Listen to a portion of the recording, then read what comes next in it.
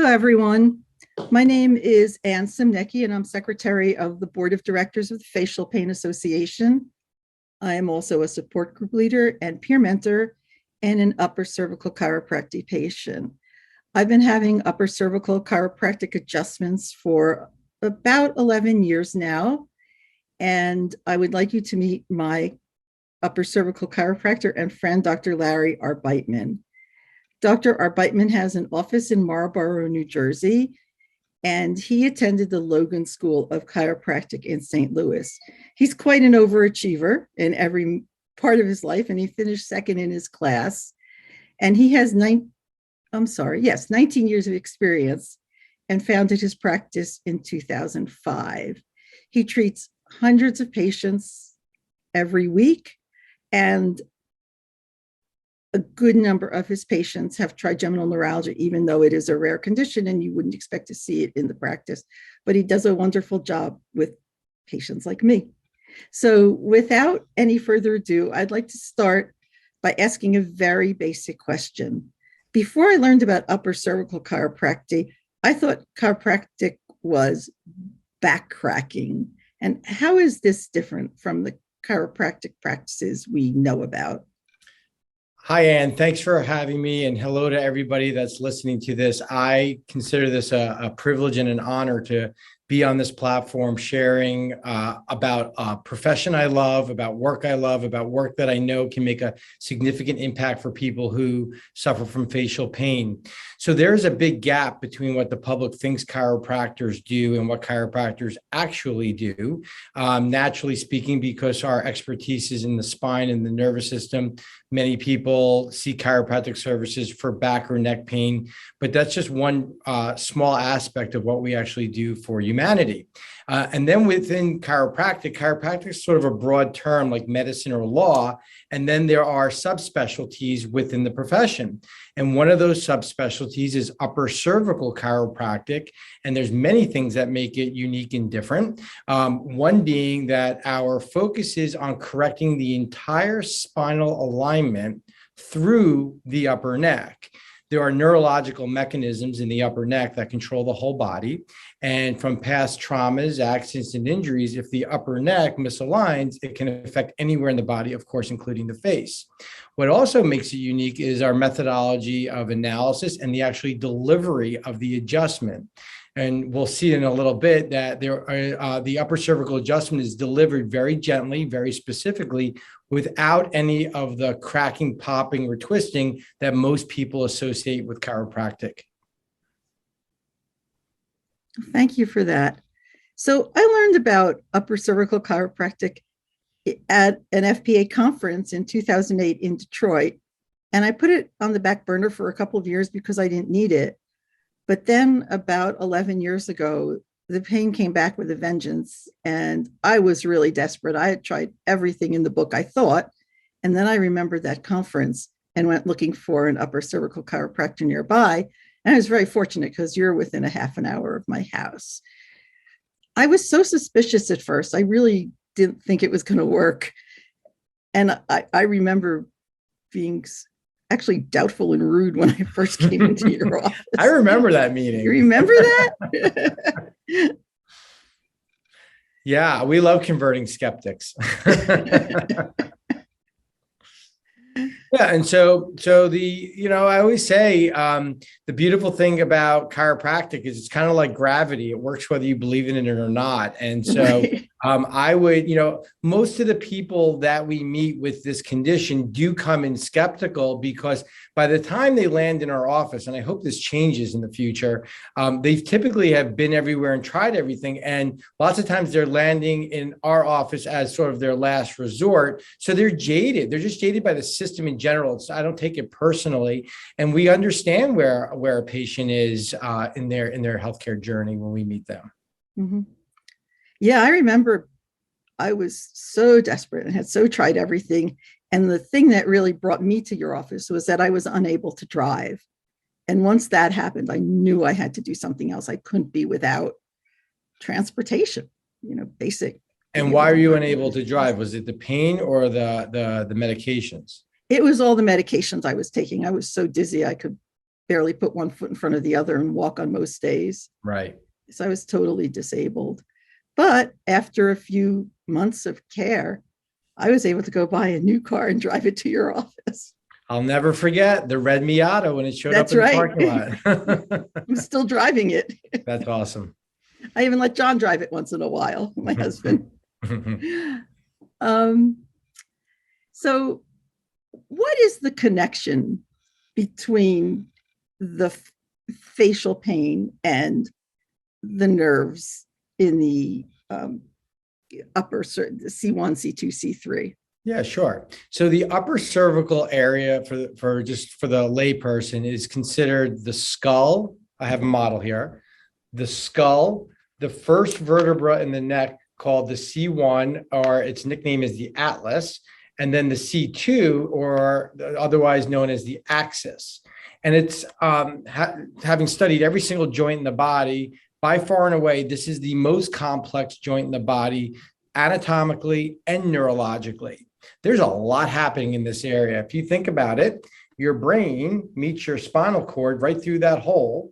And then this vertebrae is very unique because there's no disc above it or below it. So it's not locked in place like the other joints of the spine. It also doesn't have the interlocking joints called facets that the rest of the spine has. And the reason it's designed like that is because the atlas is designed to spin on the axis so that our heads can move 180 degrees. It kind of comes as a double-edged sword because it moves so much, so freely, and it's not locked in, accidents and injuries and traumas over the course of our life can misalign this area of the spine, and then it can start to interfere with the other structures in that area. The most obvious is the brain stem, where the cranial nerves derive from, and the trigeminal nerve is the fifth cranial nerve. And that nerve that runs out into the face extends not only back into the brain stem, but according to the anatomy books, it goes all the way down to C4 in the spinal cord. So if you think of somebody who has sciatica in their foot and their leg, it's not a foot and leg problem, it's coming from their lower back.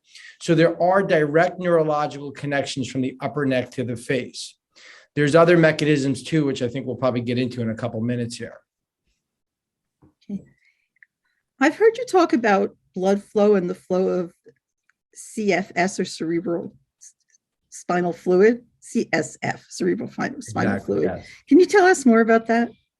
So what's really exciting is as technology has advanced and has grown, we're able to visualize physiology in the spine that we haven't been able to see before. And one of the advancements is a MRI technology called phonar. And phonar allows us to see the flow of cerebral spinal fluid up into the brain and back down into the cervical spine. And the purpose of cerebral spinal fluid is it's the mechanism at which the brain actually cleans itself out. And what the imaging studies have shown is that if there is a misalignment, again, in this upper neck region, it can block or interfere with the flow of cerebral spinal fluid. That is one possible mechanism that can interfere with neural activity in the upper neck. There can be a blood flow restriction too. We have vascular studies to show that with an atlas misalignment, there can be a change in cerebrovascular blood flow as well. And not to mention the vertebral artery, one of the main conduits of blood flow up into the brain, passes directly through the atlas. Where these white strings are, it represent where the artery is. So if this is misaligned, this can block blood flow. So there's a lot of mechanisms. And I think when you're talking about a symptom, whether it be facial pain, sciatica, high blood pressure, there could be multiple causes. It's not one cause for every single person who has facial pain. And the trick is to find the mechanism and the cause of that person, that patient that's sitting in front of you, their facial pain. And that's why not every patient is a candidate for MVD, because if they don't find that to be the cause, then they're not a candidate. And this is no different. Can you tell us what happens during an adjustment? everything. It is one of Everything. the most profound events that can happen for the human body. And it is so subtle. And the beautiful thing is we don't put anything into the body and we don't take anything out of the body. That's one of the things that attracted me to chiropractic. And so we'll show a video and a picture of what an adjustment looks like. But from a patient's perspective, it's a gentle touch along the side of the neck. None of it is random. Everything is calculated through a very thorough physical examination and x-ray examination. No two people require the same adjustment because we all have different anatomy and our bodies have misaligned in different directions. And using different leverage and mechanics, we're able to put a gentle force into the upper neck to reposition the vertebrae. There's a couple different things. There's a few things that happen. If a vertebrae is misaligned, it assumes a better position. If the upper cervical joints are locked or not moving symmetrically or enough, they start to restore normal mobility. And then there's that's the structural piece, alignment and mobility. But then there's all the physiology that instantly changes every time someone gets adjusted. The nervous system is cleared out. The blood flow can be improved. The cerebral spinal fluid can be improved. And the body is put into a position where it can start to heal itself. Well, I know I always feel much better after I have an adjustment. It's not just the facial pain, because sometimes I come in and I'm not in pain, but I keep up with it. It's maintenance, and I walk out smiling. And the truth is, when we do a spinal adjustment, we're determining how to deliver that adjustment based on the person's mechanics, not based on their symptomatology. So it's not like we do a different adjustment for a patient with facial pain than we do with a patient with migraines or a patient who doesn't have any symptoms. What we do is we do an analysis to determine if there's a subluxation or a misalignment present, the extent of it, and how to correct it. We correct it very similar. Like imagine if an orthopedic puts a broken bone in a cast. He doesn't heal or she doesn't heal the bone. She puts it in a position to heal. So we put the body into a position. We take the pressure off the neurological and vascular structures, and it puts the body into a position where it can start to heal. And yeah, it's a full body effect. Sometimes people come for relief of ABC and they get XYZ. Right. And so that's the beautiful thing about our care is it is holistic. Yeah. And it is so gentle. I even see babies in your office.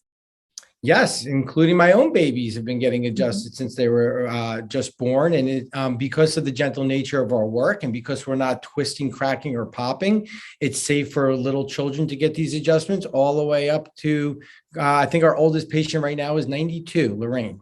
Wow, that's great. So can you show us what happens during an adjustment? Yeah, so let me click over to my slideshow. So this may get a little clunky for a second, but I'm going to share my screen.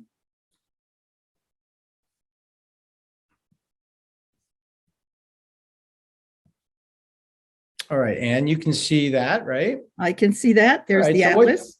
What you're looking at here is you're looking straight down from the top of the head towards the feet through the bottom of the skull. There's 3 holes. Well, there's many holes, but there's 3 big holes there. The one in the middle is called the foramen magnum. And again, that's where the brain meets the spinal cord. And that's a critical area for the trigeminal nerve because that's where it originates from. Those 2 smaller holes are where the vertebral artery sits in.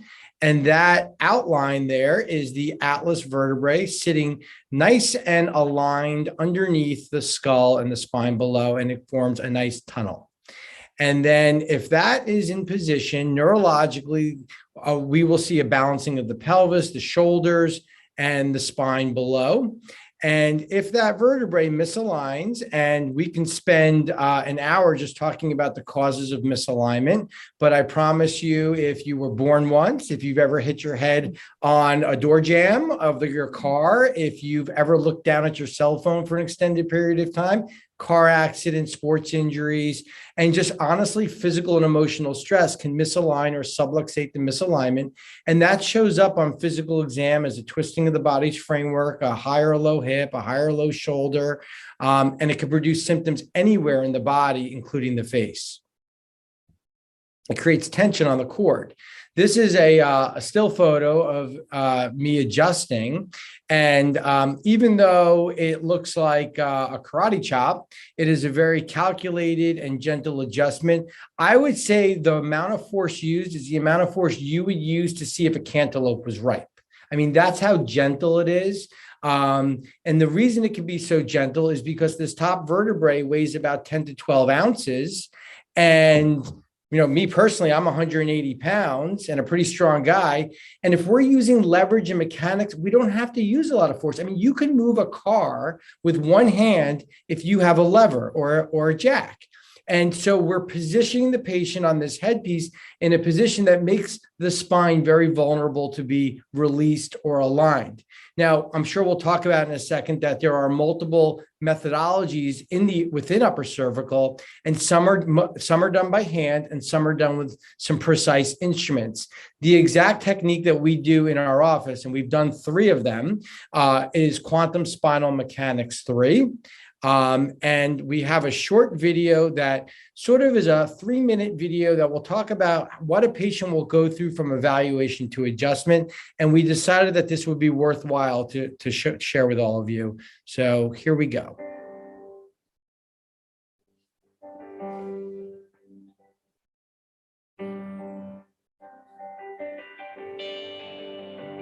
Hey, this is Dr. Larry Arbeitman, and thank you for stopping by.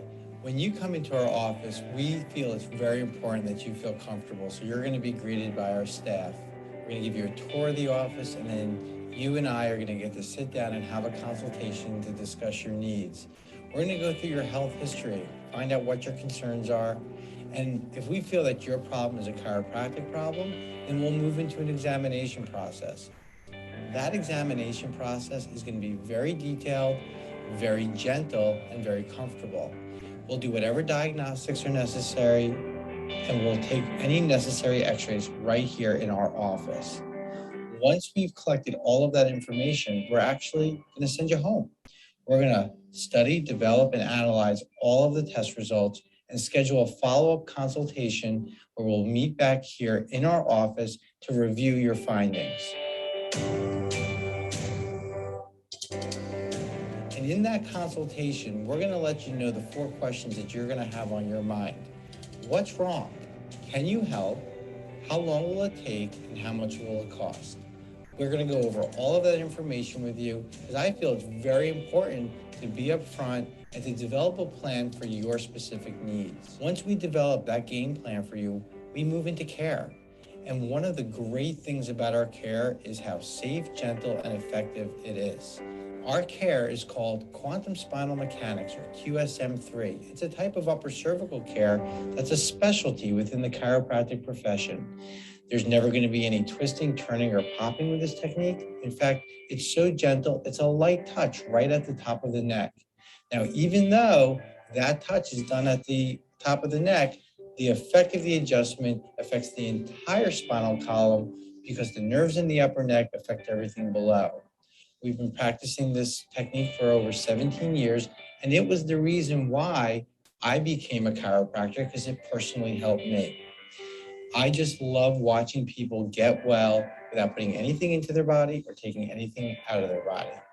And at that point, we expect that your care has delivered exactly what you want, a better quality of life with more function and less suffering.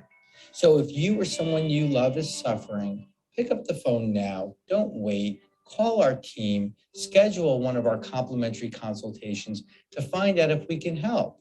Or click the form below on our website, download a copy of our book, listen to our patient testimonials, but the most important thing is to take action. And we look forward to meeting with you in our office to find out whether or not upper cervical care can help you. Have a great day.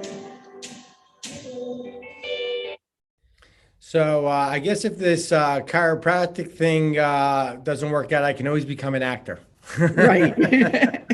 But you're not acting. It's all no, true. I'm not. No. No. And I want to say that your office is very conveniently located in central New Jersey. But if people are interested in chiropractic care and art nearby where we are, we will be showing at the end of this presentation some sources of care that might be local to them. So we'll get to that. Absolutely. Okay, so how long does it take before you feel results? And is it I the love same that for question. everybody? Yes, I call that the crystal ball question. Dr. Arbeitman, can you look in your crystal ball and tell me when I'll feel relief? And the answer is none of the doctors, medical or chiropractic, can tell you when you're going to feel relief because it's an individual response and every case is different. And that's just the world of healthcare and the world of the human body. So I have seen severe cases respond very quickly. When I say quickly, it could be within a couple of weeks of care. And I've seen people take months to heal. There's so many factors. I mean, the extent of the misalignment, how long it's been there, the person's comorbidities, how degenerated is their spine, how long have they been dealing with trigeminal neuralgia or facial pain for, how complex is their condition, what is their lifestyle like. So, that's why it's such a vague answer. But what I usually will tell a new patient who asks me that question is what we will do is we will reevaluate on a monthly basis. We will always check in with each other. And it's pretty typical at the first month and the first re-exam that patients are self-reporting some level of improvement. Now, while we're on the topic, let's just get in. What does an improvement look like? I have seen everything across the board from complete resolution, where I have patients in my practice on a maintenance basis now that originally came for facial pain, and it is just completely in remission, whether it's from the care in our office, whether it's from a combination of care that they've been receiving. Then there are patients that will have sort of like a seasonal flare, maybe spring or fall. We have to sort of we use upper cervical as a tool to help them manage their care naturally. And sometimes we'll have to see them a little more often, in that season, and then go back out onto a maintenance schedule. For many patients like you, Ann, they're able to reduce their medications along with their doctor. We never make we don't manage meds for patients. For some patients, they notice that it's less severe. The location has changed. When it comes, it doesn't last as long. So it could be any of those under the board, any of those responses under the sun. Yeah. And let me add that my doctor, who's the primary doctor I go to for my trigeminal nerve, is very in favor of upper cervical chiropractic. I mean, there was no need to convince him that this was a good thing for me to do. He just agreed immediately. I want to make a comment on that, because a lot of patients, a lot of you will ask your doctor their opinion after listening to this. And the doctor may just hear chiropractic and be thinking what you were thinking about the other type of chiropractic. So you really need to qualify your question and say, have you ever heard or do you have any experience with upper cervical chiropractic? Because if you just say, should I go to a chiropractor? If that doctor hasn't worked with other upper cervical doctors, they may not give you the blessing that you're looking for. On the other hand, if you're working with a neurologist or other pain management doctor that truly take care of patients with facial pain, I think at this point in time, they would have heard of upper cervical care. Right. And you have a brochure in your office about upper cervical care and trigeminal neuralgia. And I know you'd be willing to share that with anybody who wants to take it to their doctor. Oh, absolutely. We can make those available for sure. Right. Yeah. Okay. Are there any risks to upper cervical care? Yeah, so that's a beautiful thing and helps me sleep really well at night. What we do is a safe procedure. So stiffness, soreness, but not an intensification of symptoms. I understand that a person who lives in chronic pain is scared that if they do something, could it get worse? And that's not what we see. And part of that is because of the gentle nature of the care. But you are working with the neuromusculoskeletal system. And if there are sensitivities or degenerative joint disease or inflammatory processes occurring, just like if that person were to do some new exercises or go to the gym or even work out in the backyard, there can be some transient stiffness, soreness, but nothing that can't be relieved with, some moist heat. So it really is a safe procedure. procedure. That's a beautiful thing about it. I remember Dr. H, who was in your office training with you for a little while, he used to say to me on almost every visit, I don't understand why people don't do this first instead of last. Well, that's the thing, I can understand why people end up deep into the medical system with a condition as severe as this. But what makes more sense is conservative to more invasive, not the other way around. And that's why being on this platform is such a wonderful thing for the population. I'm so thankful we're here. Yeah, we're really spreading the word. And I know after every presentation that you do or we do together, you get more phone calls, and that's great. We do. And we are able to connect people with doctors all over the world. Literally, we had a support group reach out to me from Tasmania, which I had to look up. It's south of Australia. So we are reaching the planet right now with this information. And there are upper cervical doctors all over the world now. Not many. I mean, if there's 80,000 chiropractors, there's approximately 2,000 upper cervical doctors. So sometimes we do have to look far and wide, but more than ever before in my career. Well, I think trigeminal neuralgia is a rare condition. And if you want to find a doctor of any sort who can treat it effectively, you're going to have to do some looking around, because not every doctor on the block is going to know about it and have trained in it and know what to do. But the nice thing about, while we're on the subject of other doctors, about upper cervical care is it fits so well into the other modalities that you're doing. Yes. Like the only change I made after starting upper cervical care was I was able to go to my doctor, Dr. Hare, who allowed me to slowly reduce some of the medication I was taking and gain some of my functionality back. But if you're doing acupuncture, even if you've had surgery and you didn't get the results you wanted, you can try this before or after. It just goes, it works and plays with other modalities so well. That's a great point. I would like to speak to it because it's not an us or them. You don't have to break up with your doctor to go see an upper cervical doctor. We co-manage. We realize they do things we don't do. They have tools that we don't have. But on the flip side, we have a tool that's really powerful that they weren't trained in and that they don't have. So to work together, an integrated approach, that is the way to take care of people these days, especially with complex conditions. The other piece that I've noticed is very rarely does a patient with facial pain come in with just that. There are typically other conditions that person is dealing with as well. They may have a history of vertigo. They may have a history of migraine headaches. They may have degenerative disc disease. They may even have had neck surgery in the past.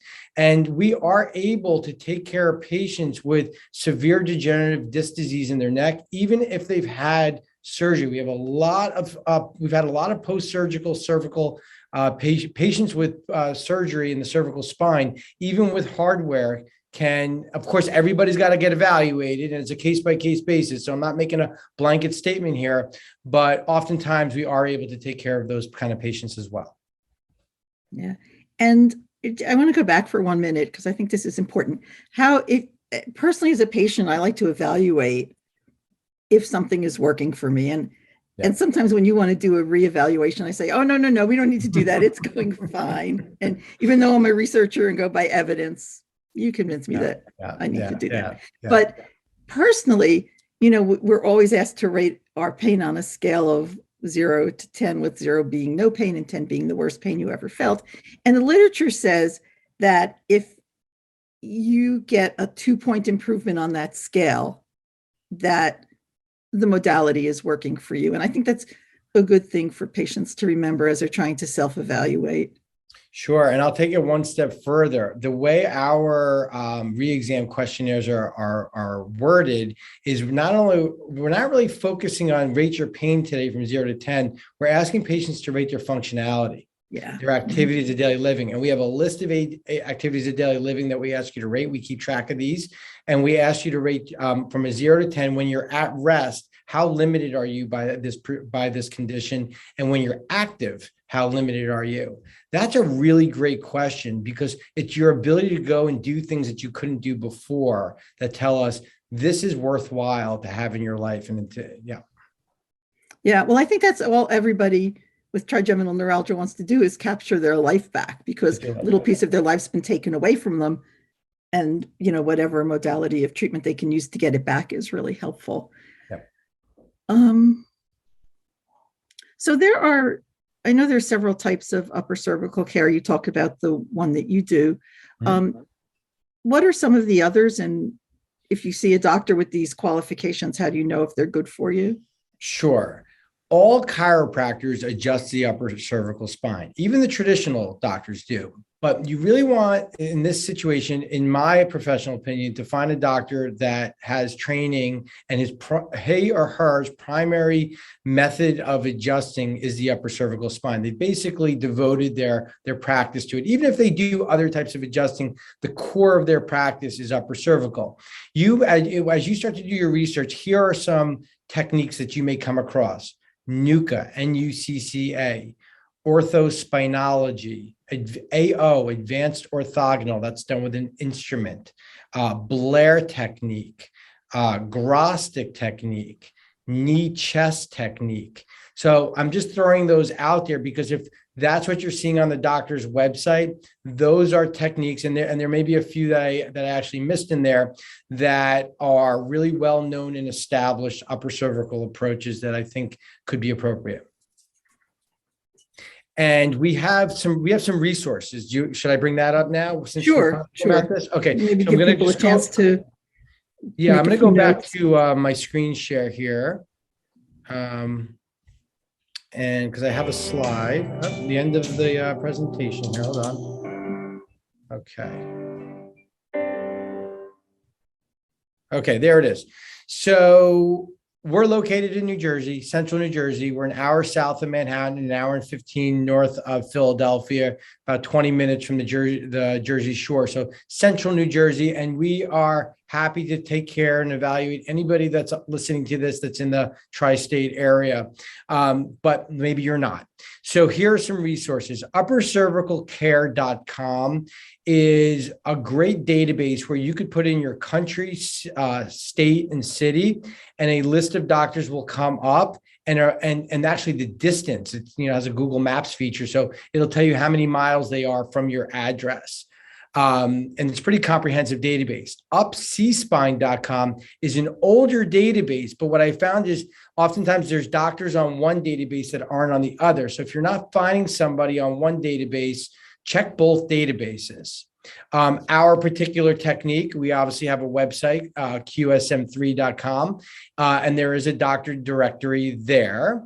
And then there's a Facebook group. And, I just had a snowbird in our practice go down to Sarasota. And I go to this Facebook group oftentimes, and I'll say, need an upper cervical doctor in Sarasota. And all of a sudden I get a bunch of responses because there's about 2,500 members in this Facebook group, and the majority are doctors, but you don't have to be a doctor to join the group. And that's the Upper Cervical Club. That's what that Facebook group is called. And just look to see that it has about 2,500 members. And you can actually, as a patient, go on there and ask questions. And you can get lots of opinions from lots of different upper cervical doctors. So that's a great resource, and one that I actually use myself for patients. Okay, thank you. Yeah. I'll leave that up. For the remainder. So we just have a few minutes left, and I did not see your soda can during this presentation. Oh, my soda can, yes. Not because I drink soda, but it's right here. And all of our patients will always look at Coke differently once they meet us. And I use this as a metaphor to explain how the spine breaks down and why our care is so necessary. So the spine is a column, and it's made to withstand gravity. A lot of patients will say, how did I get this misalignment? I never got in a car accident. I never fell off a horse. I never played football. And I'll ask them if they've ever been exposed to the G word, gravity. And we all know over time, we have a saying in our office that grandma never got taller. And that's because gravity is compressive. It's 4,000 pounds of pressure per second on our bodies. And the design of the human body is amazing because the spine is the only thing in nature that has structural support, but also moves, and it's a column, and it's meant to withstand gravity. And if I had a brand new Coke can that was not crushed, I don't care how strong anyone is, you cannot crush a Coke can because it's got structural integrity. It's pushing out in all directions. It's actually called tensegrity if you want the real name. But once you put a little kink, now imagine it's a trauma, any of the ones that I named before, it loses its structural integrity and it starts to compress. That's the subluxation or the misalignment that I was describing to you. And it shows up as a high a tilted of the head, a high shoulder, a scoliosis, a twisting of the hip. And when we meet people, they're always somewhere in this compressive process. Some are here, and this is, by the way, the cause of disc herniations. Some are here, some are here. Now, if I meet a patient and they're here, I tell you, we'll never get you as good as Coca-Cola made you or your mama made you, but isn't this better than this? And if we do nothing, it becomes this. So really our job is to evaluate you as a Coke can metaphor and be able to come up with a system of analysis and adjusting to do this to the column. And don't drink Coke. Not good for your sugar levels or your inflammation.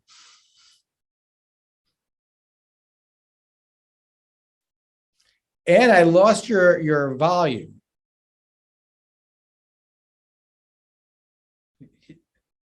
I think you muted yourself there. There we go. Yes, the dog came in. Okay. So gotcha. our time is on, Bessie. Yes. Our time is almost at an end. And is there anything else you'd like us to know before we?